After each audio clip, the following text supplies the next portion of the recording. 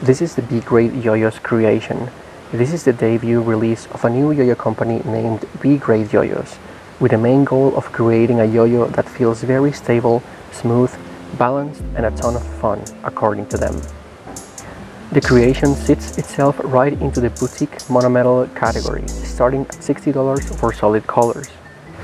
Right off the bat, the creation is a very well executed performer that finds a particular niche taste that yo-yo design is not touching so much anymore. Now, to talk about the material construction and the specs of this yo-yo. This is a single material yo-yo, machined from 6061 aluminum. This yo-yo is available in one finish for every colorway, which is a very smooth matte blast. This yo-yo sports a diameter of 54 millimeters, a width of 43.9 millimeters, and it weighs 64.4 grams. Finally, this yo-yo uses a 10 millimeter long axle, a size C bearing, and 19 millimeter pads. This yo-yo comes with a concave style bearing and clear FBM stock pads. Now, to talk about the design of this yo-yo. The creation presents us a mid-size design that manages to feel nice and full in the hand due to the way the profile of this yo-yo waits a bit to slope down to the bearing and response area. One of the strong aesthetic points of this yo-yo is that somehow it balances having both a striking profile and a striking looking cup both at the same time. At first glance, the cup of the creation looked a bit funky and disorganized, but the angles and concentric circles create a very interesting look, crowned in the middle by a rather big and sharp spike. The cup also reveals a quite significant mid-weight ring and fairly thin rims, unveiling the kind of weight distribution this yo-yo offers. Observing the profile, the ridges in the middle section jumped to my attention, outlining a very segmented and defined profile, composed of mainly straight lines. The outer and middle part of the profile are quite flat and open, leading down to a quite steep drop down to the response area that contains a nicely rounded response bump. The ridges in the profile of this yo-yo are instantly reminiscent of the projection profile style that certain one-drop yo-yos use, something that will stay in relevancy for the rest of my aesthetic observations of this yo-yo.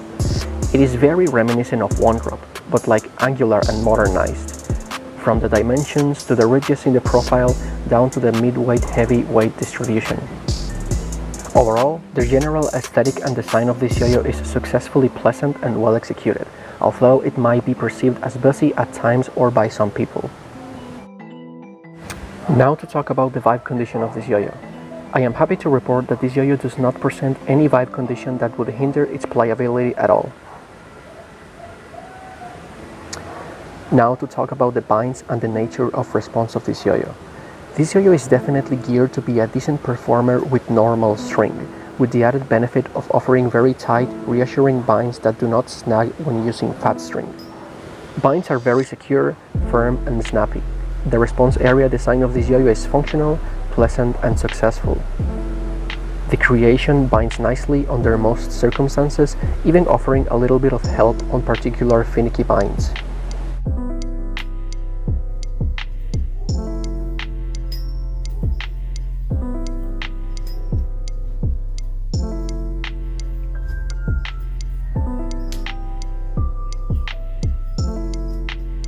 Now, to talk about the play feel of this yo-yo. The creation plays just like you would imagine it plays, but with some extra unexpected performance added. The lighter weight, paired with the slightly smaller dimensions, allowed for this yo-yo not to feel dense or reluctant at all, despite its smaller size. That, combined with the mid-weight heavy weight distribution, allowed for this yo-yo to have a really pleasant amount of spin power, while also having the mid-weight trait of being able to lose and gain spin momentum, which is very pleasant for a lot of players. This yo-yo does a great job of minimizing as much as possible the moments where it could feel jarring to throw and catch, no matter how fast it is spinning, or how weird the angle of the catch is. This feature is intrinsic to mid-weight heavy yo-yos, and the creation uses it as its base for the playfield. Regardless of this yo-yo still retains more than enough spin to pull off the vast majority of combos an intermediate or advanced player might have. This yo-yo never runs out of spin on a low speed bind, which is something I appreciate in yo-yos with non-competitive weight distributions, since I despise the feel of a yo-yo running out of spin to successfully climb a vine. The creation has all the advantages of a relaxed weight distribution without the possible unpleasant traits it might have. The creation prefers slightly faster trick pacings due to its lightweight and zippy feel. It can go at any speed you want, but this yo-yo is very easy to accelerate even when that's not what you intend to do with it. At times, this yo-yo might feel a bit uncontrollable and sensible, but I only find myself feeling that on very specific moments during tricks and combos. Overall, the playfeel of the creation is very dynamic, fast-paced and bouncy, coupled with very pleasant and comfy catches and throws. Now, to talk about the performance of this yo-yo. For grinds, the creation has very average grind performance. The blast media used on this yo-yo is very nice, smooth and low friction, but the shape does not do you any favors when it comes to grinds.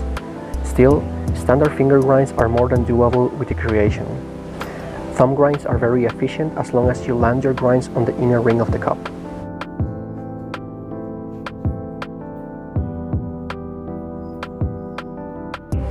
Talon grinds are doable but subpar on the creation.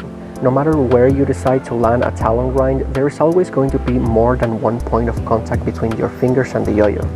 So even if catching talon grinds on the creation is extremely easy, the added friction from the contact points in the cup reduces the duration from talon grinds on the creation. Now, to talk about regions. This yo-yo has above average region performance. What that means is that you do get a little help from this yo-yo apart from your current region skills. The midweight heavyweight distribution on the creation makes clean regions fairly easy without having to overly concentrate in order to execute them perfectly. Now, to talk about the rejections on the creation. The creation has very average rejection performance. It is as good as you can get out of a yo-yo that is not fully organic, I would say.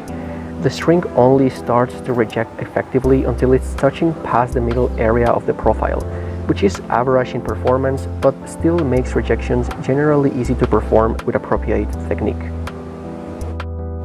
Now, to talk about stressing tricks.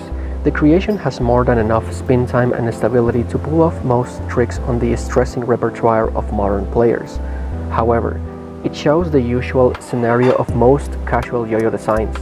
Its shape is the one that determines how performing this yo-yo is for each player. The creation has no problem maintaining spin and power for your combos as long as you make sure you're paying at least a bit of attention to your plane management, since this yo-yo doesn't sport the most open of profiles. There is a very defined point of contact very near the response area of the creation, and if you're not careful, every step or element on your combos could be shaving down spin power from the yo-yo without you noticing, until the yo-yo is already going out of plane. For catchability, I am happy to report that virtually the entire width of this yo-yo is active catch zone, and this yo-yo is as catchable as 43.9mm can be. I'm personally glad I am able to review a standard width yo-yo from time to time, since the fact that this yo-yo stays within the ranges of conventional width allows it to feel and play great when paired with its diameter. I found myself having no trouble landing slacks, whips and lacerations on this yo-yo. Now, to talk about finger spins. Finger spins on the creation suck, but looking past that, there is one very remarkable aspect about the creation that needs to be talked about, and that is its Matador style play capabilities. The creation has this large and very pointy spike on its cup that makes Matador style play notably easy. I have never been able to play Matador before since I have never had a yo-yo that was properly designed for it, and the creation allowed me to learn Matador finger spins on the third or fourth try. The Matador spikes maintain very smooth and stable spins that are easy to do without that much concentration.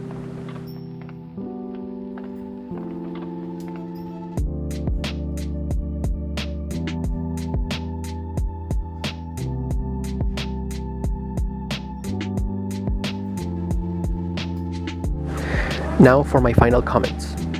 The creation is a very enjoyable yo-yo that I personally find very fun. This is a yo-yo I would often keep in my rotation because it is a perfect candidate for a refiner yo-yo, to take a break and a smaller technique reset from the more high-performing monometals and bimetals. I must also note here that the creation comes with a very neat packaging and a nice 3D printed stand. You definitely get an above average unboxing experience and extras for a yo-yo that is not super high above budget yo-yo prices. Congratulations to B Grade Yoyos for their fun, remarkable and out of the norm first release. And this has been my review of the B Grade Yoyos creation. Thank you so much for watching.